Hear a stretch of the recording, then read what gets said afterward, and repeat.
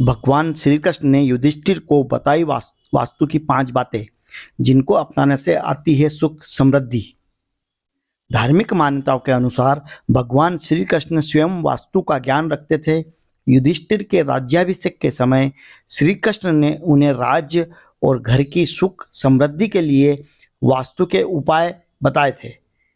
आइए जानते हैं भगवान कृष्ण की बताई हुई कौन सी वह बातें हैं या चीजें हैं जिनको अपना कर हम अपने घर के वास्तु दोष दूर कर वहां सुख शांति ला सकते हैं। चंदन। अगर आप अपने घर की नकारात्मकता दूर करना चाहते हैं तो अपने घर में चंदन का पेड़ लगाएं।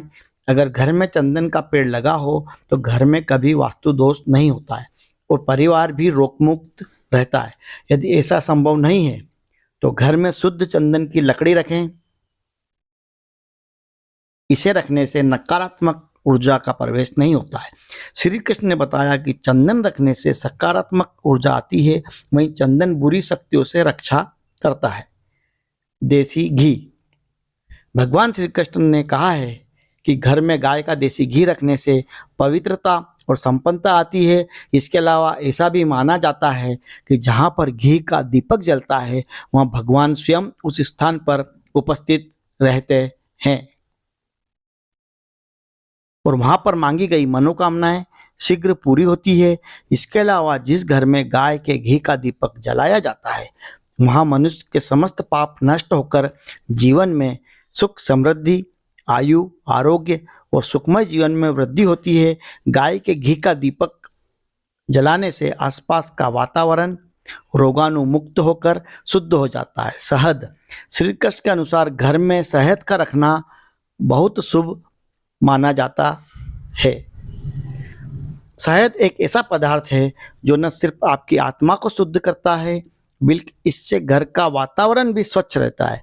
यही कारण है कि पूजा पाठ में शहद का इस्तेमाल सर्वोपरि माना गया है। शहद का प्रतिदिन सेवन करने से व्यक्ति स्वस्थ रहता है। जल।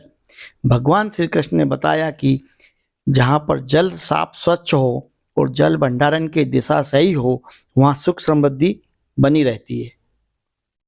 घर की उत्तर पूर्व दिशा यानी ईशान कोण में पानी की व्यवस्था होनी चाहिए। वास्तु में इस दिशा को ईश्वर की दिशा माना गया है। माँ सरस्वती।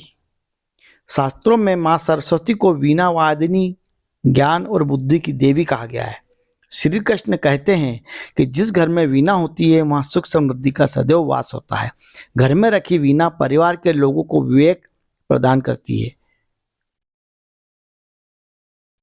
माँ सरस्वती का पूजन व्यक्ति को निर्धनता से दूर रखता है, उसकी बुद्धि को शुद्ध रखता है।